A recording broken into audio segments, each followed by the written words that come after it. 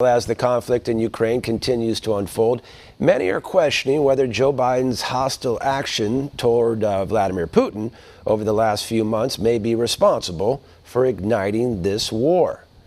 Here's One America's Pearson Sharp. There's something important that needs to be said about what's happening in Ukraine right now. It's not popular, but the truth rarely is, so we'll just come out and say it anyway. Joe Biden started this war. I'll say it again slowly for the liberals in the audience. Joe Biden started the war in Ukraine. There is absolutely no way around this fact. Vladimir Putin, ruthless as he may be, did not start this war. Vladimir Zelensky, puppet of George Soros that he is, did not start this war. Bumbling, senile, blithering and blathering globalist tyrant, dictator and despot, Joe Biden started this war.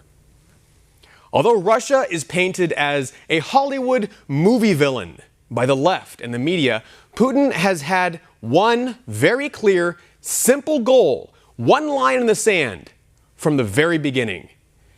Ukraine cannot join NATO. That's it.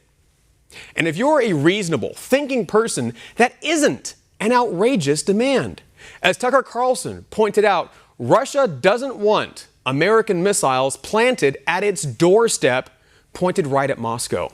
And Joe Biden knows this. He's fully aware of what's happening and why, and he's doing everything he can to escalate this conflict for a slew of reasons, one of which is surely to distract from his disastrous policies here at home and hopefully give the monumentally unpopular Democrats a shred of a chance come November. Of course, it won't work. You think the American voters are going to forget the Armageddon Joe Biden and his cronies have unleashed on our nation? The open borders, the skyrocketing inflation and gas prices and vaccine mandates, and the blue wave of crime sweeping over our country. Not a chance. And that's why this is happening now. Biden and his empire of evil have had every opportunity to revoke their support for Ukraine joining NATO. He hasn't done it. In fact, he suggested Ukraine has a path to NATO membership and even said the U.S. would help support Ukraine to defend itself from Russian aggression. In the meantime, we will do all that we can to put Ukraine in the position to be able to continue to resist Russian physical aggression. And it will not just depend on me whether or not we conclude that Ukraine can become part of NATO. It will depend on the alliance and how they vote. Now, if you're Vladimir Putin and you hear that, what you're hearing is the United States is arming Ukraine and preparing it to join a military alliance whose sole purpose is to unite against Russia. Back in December, Biden even told President Zelensky that the path to Ukraine's NATO membership was open, and it was up to the Ukrainian people whether or not they joined. And then, with Biden's blessing, Kamala Harris cranked up the tension at the Munich Security Conference, encouraging Ukraine to join NATO, a major slap in the face to Russia. You think Putin isn't listening to every word of that? This is designed to provoke Moscow, and all the comments and warnings and accusations that Biden made in the last few months predicting Russia's invasion of Ukraine, blaming Putin for everything wrong in the world, these weren't just predictions. This is Biden throwing rocks at Putin, daring him to do something. But you don't have to take my word for it. We have proof that Biden knows what he's doing. Going all the way back to 1997, Biden gave a speech warning the Baltic states like Estonia and Latvia that joining NATO could cause hostility from Russia.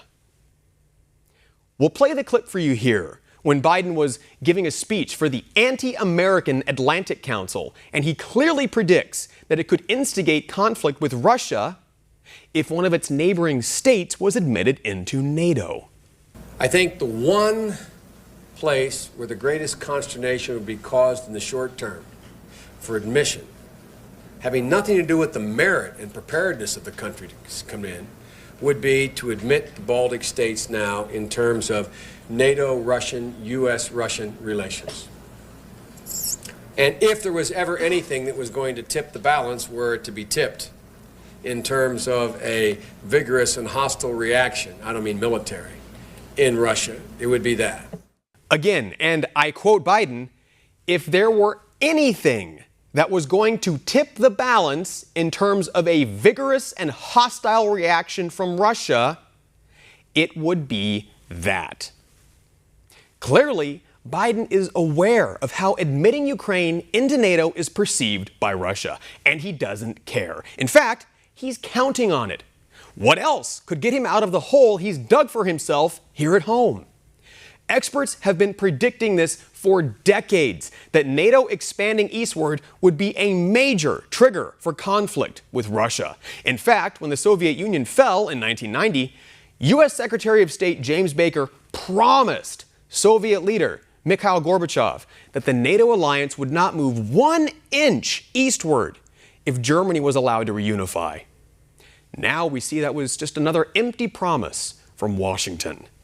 The Kremlin must have been shocked when NATO, a defensive organization, bombed Yugoslavia in the 90s and took sides against the Serbians who were allied with the Russians. What kind of message does that send? Back in 2008, NATO kicked sand in the face of Moscow again, declaring that Georgia and Ukraine would both become NATO members. Russia responded by invading Georgia to keep NATO from getting a foothold in the region. Sounds kind of familiar, doesn't it?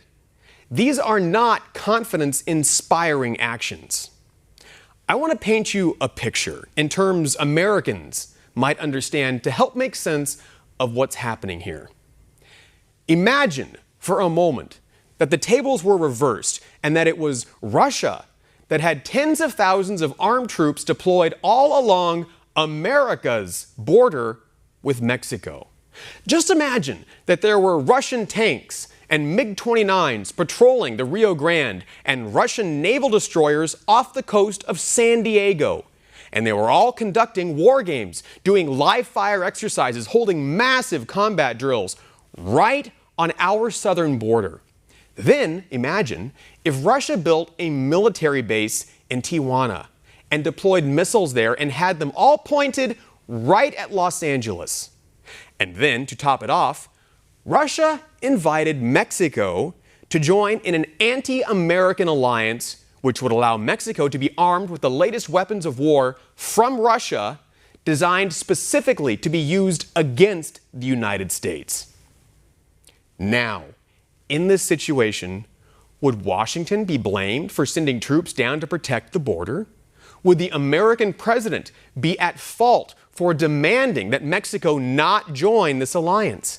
In this scenario, who is the aggressor? Well, this is the situation we're facing in Ukraine. And after decades of being bullied by the West, provoked and taunted and forced to watch as state-of-the-art military equipment was piled high on their doorstep, Russia has finally said, enough. We're not saying Russia is blameless here, and we're not excusing the invasion of Ukraine or the innocent people who have died. We're certainly not saying Vladimir Putin is justified in his response. But what we are saying is that given what Joe Biden did, this conflict is understandable, and most importantly, was totally avoidable. The bottom line is that Biden can't create a crisis, destabilize an entire region of the world, and then act like he's the victim. Joe Biden and his cabal of globalists put us in this position. And now the people of Russia, of Ukraine, of Europe, and even the American people, now we must all pay the price for Biden's catastrophically blundering, short-sighted, and devastating decisions to lead the world down the path to war. For One America News, I'm Pearson Sharp. Want to see more videos like this? Visit OANN.com for immediate access to all the clips you've been waiting to see.